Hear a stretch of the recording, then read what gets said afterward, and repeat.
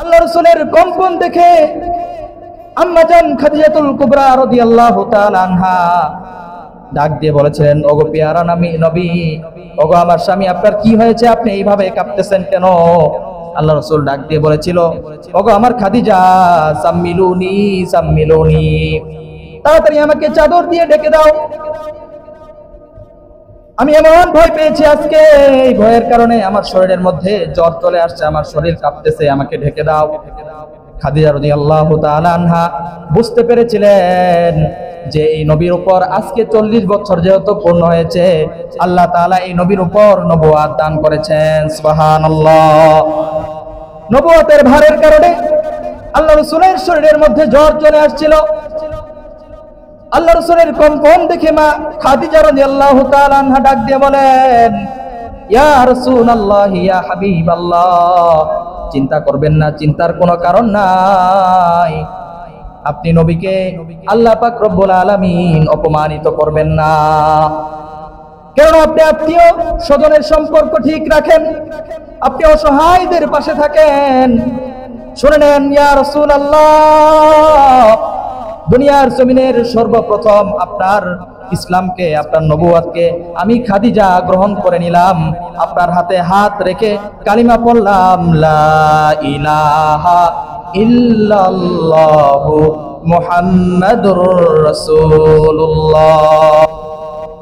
আলোচনা চলতেছিল সর্বযুগের সর্বকালের সর্বশ্রেষ্ঠ মহানায়ক, সর্বশ্রেষ্ঠ নবী, সাইয়্যিদুল আম্বিয়া, খাতামুন নবিয়্যিন, আশরাফুল আম্বিয়া, জনাবে রাসূল মুহাম্মদুর রাসূলুল্লাহ সাল্লাল্লাহু আলাইহি ওয়াসাল্লামের সিরাত নিয়ে আল্লাহ পাক রব্বুল আলামিন দুনিয়াতে যত মাখলুক তৈরি করেছেন, সবগুলো মাখলুকের অন্তরের মধ্যে আল্লাহ তাআলা তার পেয়ারা রাসূল, পেয়ারা নবী মুহাম্মদ আরবি সরওয়ারে দু কায়নাত, তাজদারে নাম মুহাম্মদ আরবি সাল্লাল্লাহু আলাইহি ওয়াসাল্লামের মহব্বত প্রত্যেকটা মাখলুকের অন্তরের মধ্যে ঢুকিয়ে দিয়েছেন। মানুষ না চিনলেও মুহাম্মদ সাল্লাল্লাহু আলাইহি ওয়াসাল্লামকে সে যুগের প্রত্যেকটা প্রাণী এবং মাখলুকাত পর্যন্ত আল্লাহ রাসূলকে চিনত। সেই জন্য সবকিছুই আল্লাহ রাসূল সাল্লাল্লাহু আলাইহি ওয়াসাল্লামের অনুগামী হয়ে গিয়েছিল, সবকিছু। একবার আল্লাহ রাসূল সাল্লাল্লাহু আলাইহি ওয়াসাল্লাম কিছু সাহাবায়ে কেরাম রাদিয়াল্লাহু তাআলা আনহুম আজমাইনদেরকে সাথে নিয়ে কোথাও হিজরতে গিয়েছিলেন যুদ্ধের জন্য। তো সেখানে গিয়ে মরুভূমির পথিমধ্যে আল্লাহ রাসূল সাল্লাল্লাহু আলাইহি ওয়াসাল্লাম এবং সাহাবায়ে কেরামদের কাছে যেই পরিমাণ পানি ছিল, সেই পানিগুলো শেষ হয়ে গিয়েছে, ফুরিয়ে গিয়েছে। তো পানির অভাবে সবাই কাতরাতে ছিল। মরুভূমি এলাকায় অনেক তাপমাত্রা, অনেক রোদ, সকলে অনেক হাই হতাশ করতেছিল পানি পিপাসায়, সবাই মৃত্যুপায় হয়ে গিয়েছে। এমন অবস্থায় সবাই এসে আল্লাহ রাসূল সাল্লাল্লাহু আলাইহি ওয়াসাল্লামের কাছে এসে আরজি জানাইলো, ইয়া রাসূলুল্লাহ, ইয়া হাবিবাল্লাহ, আমাদের কাছে যে পরিমাণে পানি ছিল সব পানি শেষ হয়ে গিয়েছে, এখন আমরা কি করব? এবং চলতে চলতে ওনারা এমন এক পর্যায়ে পৌঁছে গিয়েছিলেন যে পিছন দিকে গেলেও পানি খুঁজে পাবে না, সামনের দিকে কোথায় পানি আছে তা জানা নেই। পিছনে যদি যায় তাহলে পানির সন্ধান পেতে পেতে তার ইন্তেকালও করতে পারে, এমন একটা অবস্থা। আল্লাহ রাসূল সাল্লাল্লাহু আলাইহি ওয়াসাল্লাম বললেন যে তোমাদের যার যার সরু সামানা রয়েছে, এই সরু সামানার মধ্য থেকে কোন কোন পাত্রে একটু পানি আছে সেই পানিটা আমার কাছে নিয়ে আসো। তো সাহাবায়ে কেরাম রাদিয়াল্লাহু তাআলা আনহুম আজমাইন প্রত্যেকের থলে, ব্যাগ থেকে, মস্ত থেকে 1 ফোঁটা 2 ফোঁটা করে পানি একত্রিত করে একটা পাত্রের মধ্যে জমাইলেন। তো আল্লাহ রাসূল সাল্লাল্লাহু আলাইহি ওয়াসাল্লাম সেই পাত্রের মধ্যে তার ডান হাতের শাহাদাত আঙ্গুলি প্রবেশ করালেন। তো ডান হাতের শাহাদাত আঙ্গুলি প্রবেশ করানোর সাথে সাথে সেই আঙ্গুলি থেকে পানির ফোয়ারা উঠতে শুরু করলো। চিৎকার দিয়ে বলেন না আল্লাহু আকবার। সাহাবায়ে কেরামরা বর্ণনা করেন যে সেদিন সেই পাত্র থেকে আমরা সকল সাহাবায়ে কেরামরা পানি নিয়ে পান করেছি। ইতিহাসের কিতাব খুলে দেখেন, তারিখে নবুয়ার মধ্যে দেখেন, সিরাতুল আম্বিয়ার মধ্যে খুলে দেখেন, সাহাবায়ে কেরাম বর্ণনা করেন যে সেদিন আমরা সেই পানি থেকে সকল সাহাবী পান করেছি, আমাদের সকল পাত্রগুলো ভরিয়েছি, সকল পাত্র ভরিয়ে আমাদের যে পশু ছিল, ঘোড়া ছিল, উট ছিল, বকরি ছিল, এদেরকে পান করিয়েছি এবং আমাদের সকল পাত্রগুলো জমা করেছি, এরপরও পানি শেষ হয়নি। সুবহানাল্লাহ। এই ছিল আল্লাহ রাসূল সাল্লাল্লাহু আলাইহি সাল্লামের মুজিজা, কারামাত। আম্বিয়া আলাইহিস সালাতু ওয়াস সালামকে আল্লাহ পাক রব্বুল আলামিন বিভিন্ন নবীদেরকে বিভিন্ন রকমের মুজিজা দান করেছিলেন।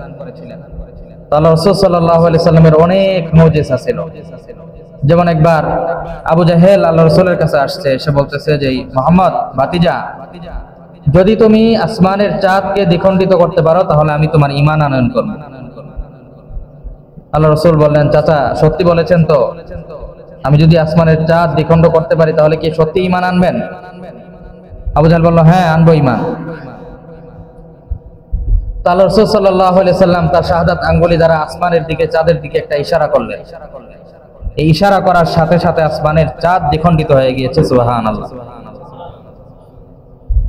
যেই নবীর আঙ্গুলের ইশারায় চাঁদ দ্বিখণ্ডিত হয়, যেই নবীর আঙ্গুলি থেকে পানির ফোয়ারা বের হয়, যেই নবী যে রাস্তা দিয়ে চলাফেরা করে রাস্তার উপর দিকে মেঘের ছায়া যেই নবীকে ছায়া প্রদান করে, যেই নবী যেদিক দিয়ে হাঁটে, যেখানে আল্লাহ রাসূল সাল্লাল্লাহু আলাইহি সাল্লামের পা মুবারক জমিনে পড়ে, সেই জমিনের অংশটুকু মেশকে আম্বরের মতো ঘ্রাণযুক্ত হয়ে যায়। যেই নবীর শরীরের ঘ্রাণ, যেই নবীর শরীরের ঘামকে সাহাবায়ে কেরাম রাদিয়াল্লাহু তাআলা আনহুম আজমাইন আতর হিসেবে শিশির মধ্যে ঢুকায় রেখে সেই শরীরের ঘামগুলো তারা সুগন্ধি হিসেবে ব্যবহার করত। যেই নবীর প্রস্রাব থেকে মেশক আম্বরের ঘ্রাণ বের হইত, সেই নবীকে মাখলুকাত এবং আমরা না চিনলেও সে যুগের যে মাখলুকাত ছিল, অন্যান্য প্রাণীরা পর্যন্ত আল্লাহ রাসূলকে চিনত। কথা বলেন ঠিক কিনা? আসমান, তারকারাজি, চন্দ্র, সূর্য, গ্রহ, নক্ষত্র সবকিছু আল্লাহ রাসূলকে চিনত, কারণ তারা খুব ভালো করেই জানে যে এই শ্রেষ্ঠ নবীর ওসিলায় আল্লাহ তাআলা আমাদেরকে বাঁচিয়ে রাখছেন এবং আমাদেরকে সৃষ্টি করেছেন। কিন্তু আমরা চিনি না। আমার শাইখ মুর্শিদ আল্লামা দেলওয়ার হুসাইন সাহেব দামাত বারাকাতুহুল আলিয়া একটা দৃষ্টান্ত দিয়ে থাকেন যে দুনিয়ার মধ্যে যারা কোরআন হাদিস নিয়ে থাকে, কোরআন এবং হাদিসের প্রত্যেকটা যুগে আল্লাহ পাক রব্বুল আলামিনের বিধানের সর্বোত্তম সর্বোৎকৃষ্ট ধারক বাহক ছিল আম্বিয়ায়ে কেরাম। এর পরবর্তীতে আমাদের নবীর আগে নবী চলে গেলে সেই নবীওয়ালা কাজ রহিত হয়ে যেত, কিন্তু আমাদের নবীর পর আর কোনো নতুন নবী আসবে না। আল্লাহ রাসূল বলেন, আনা খাতামুন নবিয়্যিন লা নাবিয়্যা বা'দি, আমি শেষ নবী, আমার পর আর কোনো নবী আসবে না। এই জন্য নবীর কাজ পরবর্তীতে আখিরি জামানায় আমাদের উপর বর্তাইছে। তো নবী যেমন শ্রেষ্ঠ, নবীর কাজ, নবীর দায়িত্ব যারা করে তারাও শ্রেষ্ঠ। তো আমার শায়েখ বলেন যে নবীকে মানুষ চিনবে কিভাবে? তিনি কুকুরের সাথে তুলনা করেন যে একটা বিবাহ অনুষ্ঠান, একটা বাড়িতে যখন একটা বড় ধরনের আয়োজন হয়, সেই বড় ধরনের আয়োজন কাকে উদ্দেশ্য করে হয়? পাত্রকে উদ্দেশ্য করে, তাই না ভাই? কথা বুঝেন। একটা বিবাহ বাড়িতে এত বড় আয়োজন করা হয়, এটা বর পক্ষকেই লক্ষ্য করে। এই বিশাল বড় আয়োজনের মধ্যে বিশাল খাবারের আয়োজন করা হয়। তো এই বিশাল খাবারের মধ্যে থেকে বড় ধরনের একটা অংশ কুকুর বিড়ালদের জন্য বরাদ্দ থাকে। খাওয়া শেষে বিশাল বড় আকারে একটা ঝোঁটা হয়নি আমাদের বিবাহ সাদী অনুষ্ঠানের মধ্যে? এই বিশাল বড় ঝোঁটাটা কুকুর বিড়ালের জন্য বরাদ্দ থাকে। এরপরও কুকুরের দল যারা রয়েছে তারা তো বিবাহ অনুষ্ঠান দেখলে অনেকগুলা এসে জড়ো হয়ে যায়। তো অনেকগুলা জড়ো হওয়ার পরে সুযোগ পেলে সেই বরযাত্রীর উপরে হামলা করে। মানে সুযোগ পেলে বরযাত্রীকেও তারা কি করে না, ছাড় দেয় না। যদিও সেই বরযাত্রীর কারণেই আজকে তাদের রিজিকের ব্যবস্থা হয়েছে। কথা বলেন ঠিক কিনা? সেই বর যদি বিবাহ করতে না আসতো তাহলে এই খাবারের আয়োজন হইতো? হয়তো না, তাদের জন্য এই খাবার বরাদ্দ থাকতো না।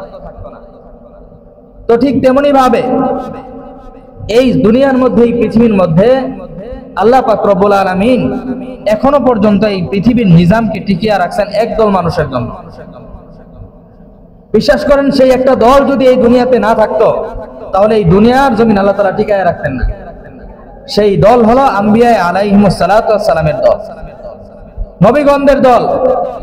এবং নবীর পরবর্তীতে যেই জেনারেশন, যেই কওম, যেই গোত্র নবীওয়ালা কাজ করে, কোরআন হাদিস রাসূলের রেখে যাওয়া সুন্নাহর উপর অনুসরণ করে, রাসূলের সুন্নাহকে শিখায়, এই দলটার কারণে দুনিয়া টিকে আছে। অথচ আমরা দুনিয়ার অধিকাংশ মানুষ সেই দলটাকেই অবহেলিত, অপমানিত করে রাখি। সুযোগ পেলে কুকুরের মতো তাদেরকেও কাবড় দেই।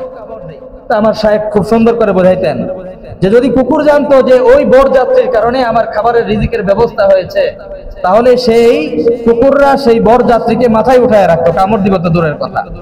ঠিক তেমনি ভাবে দুনিয়ার সকল মানুষ যদি জানতো এই কথা যে নবী এবং নবীর ওয়ারিস যারা রয়েছে, উলামায়ে কেরাম, আম্বিয়ায়ে কেরামের ওয়ারিস, মাদ্রাসার উলামা তলাবা যারা রয়েছে, তো এদেরকে যদি চিনতো এবং জানতো যে এদের মাধ্যমে আল্লাহ তাআলা এখনো পর্যন্ত আমাদেরকে রিজিক দিতেছেন, তাহলে আলেম সমাজ, মাদ্রাসার উলামায়ে কেরাম ছাত্রদেরকে অসম্মান করবে তো দূরের কথা, তাদেরকে মাথার মুকুট হিসেবে ব্যবহার করবে। কথা বলেন ঠিক কিনা? যদি আমরা জানতাম, ধরেন আমরা যদি সবাই জানতাম যে আমাদের মাঝেই একটা মানুষের কারণে আজকে আল্লাহ তাআলা আমাদেরকে এই শ্বাস নিঃশ্বাস নেওয়ার ক্ষমতা দিছে, তাহলে ওই মানুষটাকে কি পরিমাণ আদর আপ্যায়ন করতাম আমরা। তো আল্লাহ রাসূল সাল্লাল্লাহু আলাইহি ওয়াসাল্লাম এমন একজন মহামানব ছিলেন যার ওসিলায় আল্লাহ পাক রব্বুল আলামিন পুরা কুল কায়নাতের সবকিছু সুন্দর করে নিজাম ঠিক রেখেছেন। সেই রাসূলের আদর্শ আজ আমাদের মাঝে নাই, সেই রাসূলের রেখে যাওয়া সুন্নাহ আমাদের মাঝে নাই। দাবি করতেছি শেষ নবীর উম্মত, কিন্তু সেই রাসূলের আদর্শ, সেই রাসূলের সুন্নাহ আমাদের মাঝে নাই।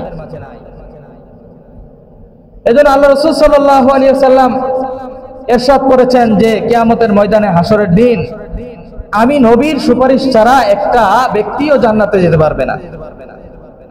আর সেই হাসরের ময়দানে আল্লাহ রাসূল সাল্লাল্লাহু আলাইহি ওয়াসাল্লাম তাদেরকেই কেবল সুপারিশ করবেন যারা আল্লাহ রাসূলের সুন্নাহ এবং আদর্শ নিজের জীবনে বাস্তবায়ন করেছেন। আর যারা আদর্শ বাস্তবায়ন করেননি, আল্লাহ রাসূল তাদের জন্য সুপারিশ করবেন না।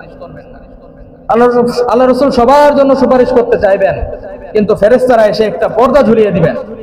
আল্লাহ রাসূল বলবেন, কি ব্যাপার, আমার উম্মত কি শেষ হয়ে গিয়েছে? জিবরাইল আমিন আলাইহিস সালাতু ওয়াস সালাম বলবেন যে না, আপনার উম্মত শেষ হয়নি, আপনার উম্মতের 4 ভাগের 1 ভাগও এখনো শেষ হয়নি। কিন্তু তারা হলো ওই সমস্ত উম্মত যারা আপনার সুন্নাহকে আঁকড়ে ধরে নাই, যারা আপনার আদর্শকে বাস্তবায়ন করে নাই, বরং তারা নিজেদের মন মতো চলেছে, শয়তানের ওয়াসওয়াসায়, শয়তানের দেখানো পথে এবং ইহুদি খ্রিস্টান নাসারা বুদ্ধদের দেখানো পথে তাদের আদর্শ অনুযায়ী জীবন পরিচালনা করেছে। আল্লাহ রাসূল বলবেন, সুহকান সুহকান, দূর হও দূর হও, তোমাদের জন্য আমি রাসূলের কোনো সুপারিশ নাই। নাউযুবিল্লাহ। রাসূল সেদিন যদি সুপারিশ না করেন, তাহলে আমার আপনার জন্য জাহান্নাম ছাড়া আর কোনো উপায় নাই। তো আসতেছে এই কিছুদিন পরেই আমাদের সমাজের মধ্যে আমাদের অন্য ধর্মীয় ভাইদের একটা অনুষ্ঠান আসতেছে, যেটাকে বলে পূজার অনুষ্ঠান। দেখবেন এই পূজার অনুষ্ঠানের মধ্যে মুসলমানদের আদর্শ এবং মুসলমানদের কি অবস্থা হয়। আল্লাহ পাক রব্বুল আলামিন কালামুল্লাহ শরীফের মধ্যে বলেন, কুল ইয়া আইয়ুহাল কাফিরুন, ওগো আমার পেয়ারা নবী, মানুষগুলো এসে আপনাকে আরজ জানাবে, আপনাকে বলবে, ওগো আল্লাহর রাসূল, আমরা কি বিধর্মীদের অনুষ্ঠানে যেতে পারবো কিনা, তাদের অনুষ্ঠান পালন করতে পারবো কিনা? আপনি বলে দেন, কুল ইয়া আইয়ুহাল কাফিরুন, হে কাফেরের দল, হে বিধর্মীদের দল, লা আ'বুদু মা তা'বুদুন, আপনি তাদেরকে বলে দেন, তোমরা যেই সমস্ত উপাসনা করো, যেই সমস্ত মূর্তিগুলার পূজা করো, আমি নবী সেগুলোর ইবাদত করি না। লা আ'বুদু মা তা'বুদুন, তোমরা যেগুলোর ইবাদত করো আমরা সেগুলোর ইবাদত করি না। আমরা ইবাদত করি একমাত্র কার? কথা বলেন ভাই, কার ইবাদত করি? আল্লাহর ইবাদত করি, এক আল্লাহ, যার কোনো শরীক নাই, যার কোনো সন্তানাদি নেই। কুল হুয়াল্লাহু আহাদ, সেই খোদা, সেই প্রভু একমাত্র এক, অদ্বিতীয়, তার কোনো শরীক নেই। লাম ইয়ালিদ ওয়া লাম ইউলাদ, তিনি কাউকে জন্ম দেন না, তাকেও জন্ম দেওয়া হয়নি। এক খোদার ইবাদত আমরা করি, একাধিক খোদার ইবাদত আমরা করি না। তো সামনে আসতেছে পূজা, সেই পূজাকে কেন্দ্র করে দেখবেন হিন্দু ভাইয়েরা তাদের ধর্ম পালন করবে, এটা আমাদের কোনো বাধা নিষেধ নাই। যার যার ধর্ম শেষে পালন করবে। ইসলাম কখনো এই শিক্ষা দেয় না যে তাদের ধর্ম পালন করার ক্ষেত্রে বাধা দাও, না, এই কথা ইসলাম বলে না। লাকুম দীনুকুম ওয়ালিয়া দীন, তাদের জন্য তাদের ধর্ম, আমাদের জন্য আমাদের ধর্ম। এখন সমাজের কিছু মানুষ রয়েছে যারা বলবে, আরে ধর্ম যার যার উৎসব সবার। কি বলে ভাই? ধর্ম যার যার উৎসব সবার। ভাই, ধর্ম যার যার উৎসব যদি সবার হয়ে থাকে, তাহলে আমাদের ধর্মের কোনো অনুষ্ঠানে আমার হিন্দু ভাইদের, আমার বৌদ্ধ ভাইদের, আমার খ্রিস্টান ভাইদের কি দেখতে পান? আমরা জুমার দিন জুমার নামাজ পড়তে আসছি, কোন হিন্দু ভাই আসছে জুমার নামাজ আদায় করতে? কথা বলেন, কথা বুঝতেছেন না আমার? আসে, তারা মসজিদে আসে, আমাদের ঈদে শরিক হয়, কোরবানিতে শরিক হয়। তাহলে আমরা কেন পূজাতে যাব? পূজার আয়োজনে, পূজার অনুষ্ঠানে তারা গান বাদ্য করে, গান বাজনা করে, সেখানে নাচানাচি হয়, বেগানা নারীরা থাকে সেখানে, সেখানে আমাদের মুসলমানদের ভিড়, গিয়ে দেখেন কি অবস্থা। কেন ভাই? আপনার ভিতরে আত্মমর্যাদা নেই, আত্মগৌরব আপনার মধ্যে নেই। আপনি মুসলমান, আপনি মুমিন, আপনি ইমানদার, রাসূলের আদর্শ আপনার মধ্যে আছে। আপনি কিভাবে আমার ওই সমস্ত ভাই যারা শিরক করতেছে, আল্লাহর সাথে যারা শরীক করতেছে, তাদের অনুষ্ঠানের মধ্যে আপনি কিভাবে শরীক হন? এটা মুসলিম হিসেবে আপনার ভিতরে গায়রত থাকতে হবে। যেই মূর্তির বিরুদ্ধে আল্লাহ রাসূল সাল্লাল্লাহু আলাইহি ওয়াসাল্লাম 13টা বছর এমন কষ্ট করেছেন, যেই কষ্টের কথা, যেই কষ্টের ইতিহাস শুনলে দুটা চোখের পানি চলে আসে। ভাই মনোযোগ দিয়ে এইদিকে। মুশরিকদের বিরুদ্ধে, মূর্তি পূজার বিরুদ্ধে আল্লাহ রাসূল সাল্লাল্লাহু আলাইহি ওয়াসাল্লাম 13টা বছর এমন জীবন অতিবাহিত করেছেন। আল্লাহ রাসূল সাল্লাল্লাহু আলাইহি ওয়াসাল্লাম 25 বছর বয়সে হযরত আম্মা জান খাদিজাতুল কুবরা রাদিয়াল্লাহু তাআলা আনহাকে বিবাহ করেন। বিবাহ করার পর তিনি খুব ভালো করে ব্যবসা বাণিজ্য করতেছিলেন এবং আল্লাহ রাসূল সাল্লাল্লাহু আলাইহি ওয়াসাল্লামের ব্যবসা বাণিজ্যের মধ্যে এত পারদর্শিতা ছিল এবং আল্লাহ রাসূল সাল্লাল্লাহু আলাইহি ওয়াসাল্লাম এমন আমানতদারিতার সাথে ব্যবসা বাণিজ্য করতেন যে মক্কার মানুষজন তাদের গুরুত্বপূর্ণ জিনিস, দামি স্বর্ণ গহনা, এই সব কিছু আল্লাহ রাসূল সাল্লাল্লাহু আলাইহি ওয়াসাল্লামের কাছে আমানত রাখতেন। ভাই, আমাদের জামানায় এমন কোন লোক পাওয়া যাবে যার কাছে আমাদের কোটি কোটি লাখ লাখ টাকা আমানত হিসেবে আমরা রাখি? পাওয়া যায় না, নিতান্ত কম, এক দুইজন থাকতে পারে।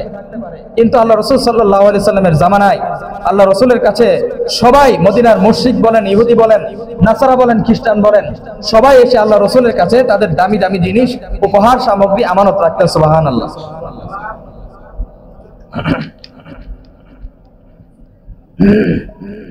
একটা মানুষ কি পরিমাণ আমানতদার হলে বিধর্মীরা পর্যন্ত তার কাছে এসে আমানত রাখতে পারে?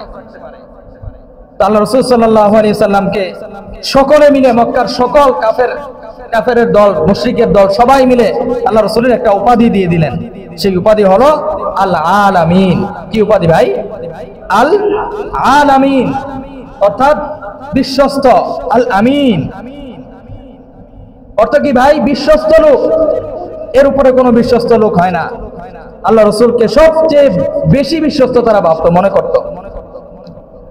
তো 25 বছর বয়স হয়ে গেল, এর মধ্যে আল্লাহ রাসূল সাল্লাল্লাহু আলাইহি ওয়াসাল্লামের আম্মা জান খাদিজা রাদিয়াল্লাহু তাআলা আনহার গর্ভ থেকে কয়েকজন সন্তান জন্মগ্রহণ করলো। কাসেম, ছেলেদের মধ্য থেকে কাসেম, এবং মেয়েদের মধ্য থেকে রুকাইয়া, উম্মে কুলসুম, যায়নাব এবং ফাতেমা রাদিয়াল্লাহু তাআলা আনহা। এই 4-5 জন সন্তান আল্লাহ রাসূলের জন্মগ্রহণ করলো। ছেলে সন্তানটা শিশু অবস্থায় আবার ইন্তেকাল করে। মেয়ে সন্তানদের মাঝে সবাই বড় হয়েছিল, কেউ কেউ ইন্তেকাল করেছেন। হযরত ফাতেমা রাদিয়াল্লাহু তাআলা আনহা রাসূল সাল্লাল্লাহু আলাইহি সাল্লামের ইন্তেকাল পর্যন্ত জীবিত ছিলেন। রাসূলের ইন্তেকালের পরেও তিনি জীবিত ছিলেন, এরপরে ইন্তেকাল করেন। ফাতেমা রাদিয়াল্লাহু তাআলা আনহার থেকে আল্লাহ রাসূলের মেয়ের থেকে বংশ বিস্তার হয়, হাসান হুসাইন। এরপর হাসান হুসাইন থেকে এদিকে চলে আসে। তো যাই হোক, আল্লাহ রাসূলের সন্তান হইল, বয়স 25 পেরিয়ে 26 চলতেছে।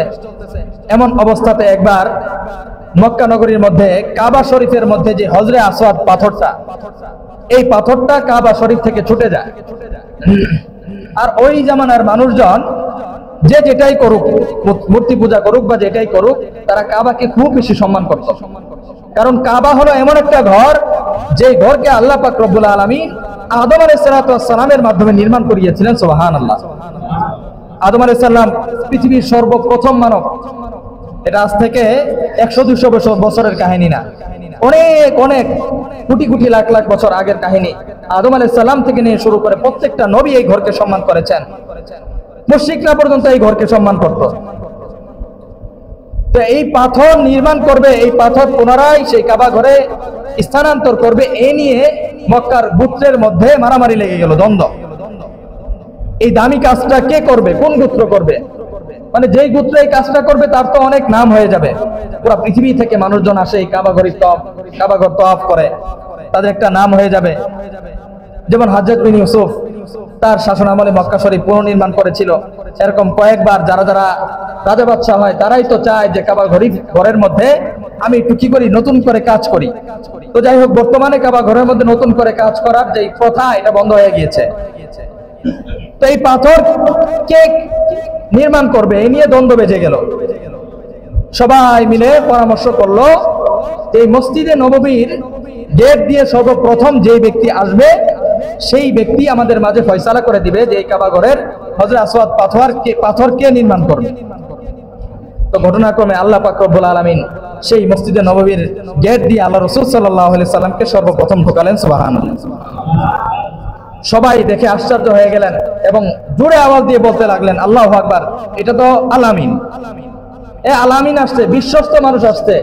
এই মানুষকেই তো আমরা মনে মনে চাচ্ছিলাম, উনি একমাত্র পারবে আমাদের ঝামেলার নিরসন করতে, অন্য কেউ পারবে না।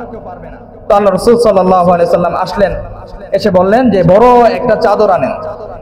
বড় একটা চাদর এনে, ওই সময় আরবের মধ্যে 4টা বড় বড় গোত্র ছিল, বনি মুস্তালিক, বনি কাইনুকা, এরকম বনু তামিম, এরকম 4টা গোত্র ছিল। আল্লাহ রাসূল বলল যে 4 গোত্রের প্রধান নেতারা যারা রয়েছেন, এই চাদরের 4 কোণায় ধরেন। 4 কোণায় ধরে হযরত আসওয়াদ পাথরকে সেই কাবা ঘরের সাইডে নিয়ে যান। সেখানে নিয়ে যাওয়া হলো। আল্লাহ রাসূল সাল্লাল্লাহু আলাইহি সাল্লাম নিজ হাতে সেই পাথরকে কাবা ঘরের মধ্যে নির্মাণ করে দিলেন। সুবহানাল্লাহ। ভাই, এই হযরত আসওয়াদ এটা কিসের পাথর? দুনিয়ার কোনো আমরা যে সমস্ত পাথর দেখি এগুলো পাথর নাকি? না ভাই, হযরত আসওয়াদ হলো জান্নাতি পাথর। সুবহানাল্লাহ। এই হযরত আসওয়াদকে আল্লাহ পাক রব্বুল আলামিন জান্নাত থেকে দুনিয়ার জমিনে পাঠিয়েছেন। এই হযরত আসওয়াদের বৈশিষ্ট্য হলো, কোন ব্যক্তি যদি ঈমানের সাথে, ইখলাসের সাথে এই হযরত আসওয়াদকে সম্মান প্রদর্শন করে, হযরত আসওয়াদকে চুম্বন করতে পারে, তাহলে আল্লাহ পাক রব্বুল আলামিন তার জিন্দেগীর গুনাহ খাতাগুলো মাফ করে দেন। সুবহানাল্লাহ। তো হযরত আসওয়াদ স্থানান্তর করা হলো। এরপর আল্লাহ রাসূল সাল্লাল্লাহু আলাইহি সাল্লাম এইভাবে আল আমিন উপাধি নিয়ে মক্কার মধ্যে চলাফেরা করতেছিলেন। সবাই আল্লাহ রাসূলকে সম্মান করে, যে কোনো কাজে আল্লাহ রাসূলকে নেতা মানে। তো এইভাবেই আল্লাহ রাসূল সাল্লাল্লাহু আলাইহি সাল্লাম নিজের ব্যবসা বাণিজ্যের মধ্যে নিয়োজিত ছিলেন। এভাবে 10টা বছর কেটে যায়, 25 থেকে 10 বছর। এবং এইভাবে চলতে চলতে আল্লাহ রাসূল সাল্লাল্লাহু আলাইহি সাল্লামের বয়স তখন 29 বছর বয়সে পদার্পণ হয়। আল্লাহ রাসূল সাল্লাল্লাহু আলাইহি সাল্লাম ব্যবসা বাণিজ্য করতে করতে যখন দেখলেন যে আরবের অবস্থা খুব বেশি একটা ভালো না, মানুষগুলোর মধ্যে জাহালাত, কাবা ঘরের মধ্যে মূর্তি ঢুকিয়ে সেই মূর্তি পূজা করে। 360টা মূর্তি তারা প্রবেশ করিয়েছে, মূর্তির পূজা করে। কেউ আগুনের পূজা করে, কেউ পাথরের পূজা করে, কেউ আবার নিজেই মাটি দ্বারা মূর্তি তৈরি করে সেই মূর্তির পূজা করে। মন চাইলে আবার সেই মাটি ভেঙে ফেলে দেয়, নদীতে ভাসিয়ে দেয়। আল্লাহ রাসূল সাল্লাল্লাহু আলাইহি সাল্লাম এই সমস্ত এগুলো দেখে তিনি সহ্য করতে পারলেন না। তার আর ভালো লাগে না, সমাজের মধ্যে চলাফেরা করতে তার আর ভালো লাগে না। আল্লাহ রাসূল সাল্লাল্লাহু আলাইহি সাল্লাম চলে গেলেন নির্জন এলাকায়, যেটাকে গারে হেরা বলা হয়। হেরা পর্বত যারা হজ করেছেন তারা জানেন সমতল জায়গা থেকে কত উপরে অবস্থিত, পাহাড়ের পাদদেশে হেরা পর্বত। সেই হেরা পর্বতের মধ্যে আল্লাহ রাসূল সাল্লাল্লাহু আলাইহি সাল্লাম চলে গেলেন। লোকালয়ে আল্লাহ রাসূলের ভালো লাগে না, সেখানে গিয়ে একান্ত আল্লাহ পাক রব্বুল আলামিনের ধ্যানে মগ্ন হয়ে গেলেন। সেখানে গিয়ে জিকির আজগার করেন, সেখানে গিয়ে আল্লাহ তাআলার সাথে তিনি কথোপকথন করেন, তিনি লোকালয়ে আসেন না। আশ্চর্য হবেন, আল্লাহ রাসূল সাল্লাল্লাহু আলাইহি সাল্লাম যাওয়ার সময় মুষ্টিমে কিছু শুকনা খাবার নিয়ে সেই হেরা পর্বতে উঠতেন, এবং যখন 3 দিন 5 দিন 7 দিন চলে যেত, তখন আম্মাজান হযরত খাদিজাতুল কুবরা রাদিয়াল্লাহু তাআলা আনহা একজন মহিলা মানুষ পায়ে হেঁটে সেই হেরা পর্বতে উঠতেন, আল্লাহ রাসূলের জন্য খাবার নিয়ে যেতেন। আল্লাহু আকবার। ইসলামের সবচেয়ে বেশি উপকার যদি কেউ করে থাকে তাহলে সেই ব্যক্তি হলো আম্মাজান হযরত খাদিজাতুল কুবরা রাদিয়াল্লাহু তাআলা আনহা। ইসলামের সবচেয়ে বেশি উপকার করেছেন। নারীদের মধ্যে মহিয়সী নারী তিনিই ছিলেন। তার উপকারের কথা মুসলমানরা জীবনে কোনোদিন ভুলতে পারবে না। তার মাধ্যমে ইসলাম আমাদের পর্যন্ত আসছে। হেরা পর্বতে গিয়ে আল্লাহ রাসূলকে খাবার দিয়ে আসতেন, সেই খাবার নিয়ে আল্লাহ রাসূল আবারও সেখানে ইবাদত বন্দেগী করতেন। এইভাবে যেতে যেতে যেতে যেতে যখন 40 বছর বয়সে পদার্পণ করলেন, তখন আল্লাহ পাক রব্বুল আলামিন একদিন হঠাৎ করে আল্লাহ রাসূল সাল্লাল্লাহু আলাইহি সাল্লাম তাকায় দেখেন যে পূর্ব আকাশ থেকে পশ্চিম আকাশ, দক্ষিণ থেকে পশ্চিম, পুরো আকাশটা একটা মানে মেঘের মতো একটা কি যেন ঢেকে গেল। আল্লাহ রাসূল তাকিয়ে দেখতেছেন যে আসমান থেকে বিশাল আকৃতির একটা পাখির মতো ডানা, এমন ডানা যেই ডানা মানে যেদিকে তাকাচ্ছেন আল্লাহ রাসূল সেদিকেই যাচ্ছে। এক পর্ব থেকে আরেক পর্ব পর্যন্ত ডানা, এবং আসমান থেকে জমিন পর্যন্ত পা এত বড় লম্বা। সুবহানাল্লাহ। রাসূল সাল্লাল্লাহু আলাইহি সাল্লাম দেখে আশ্চর্য হয়ে গেলেন, কিছুটা ভয় পেলেন। তো সেই লোকটা আস্তে আস্তে আল্লাহ রাসূল সাল্লাল্লাহু আলাইহি সাল্লামের কাছে আসলেন। কাছে আসার পর তিনি মানুষের আকৃতি ধারণ করলেন। মানুষের আকৃতি ধারণ করে আল্লাহ রাসূল সাল্লাল্লাহু আলাইহি সাল্লামের কাছে এসে বললেন, ইকরা ইয়া মুহাম্মদ, হে মুহাম্মদ আপনি পড়ুন। আল্লাহ রাসূল সাল্লাল্লাহু আলাইহি সাল্লাম এমনি তো ভয় পেয়েছেন। আরে হেরা গুহা, একা একা নির্জন এলাকা, সেখানে আবার এত বড় আকৃতির একটা মানুষ, সে হুট করে এসে আল্লাহ রাসূলকে বলতেছেন, ইকরা ইয়া মুহাম্মদ, হে মুহাম্মদ পড়ুন, ইকরা বিসমি রাব্বিকাল্লাযী খলাক, আপনি সেই প্রভুর নাম নিয়ে পড়া শুরু করুন, যেই রব, সেই প্রভু আপনাকে তৈরি করেছেন। আল্লাহ রাসূল সাল্লাল্লাহু আলাইহি সাল্লাম বললেন, মা আনা বিকারিন, আমি তো পড়তে জানি না, আমি কিভাবে পড়বো? আমি তো লেখাপড়া করিনি, আমি পড়তে পারবো না।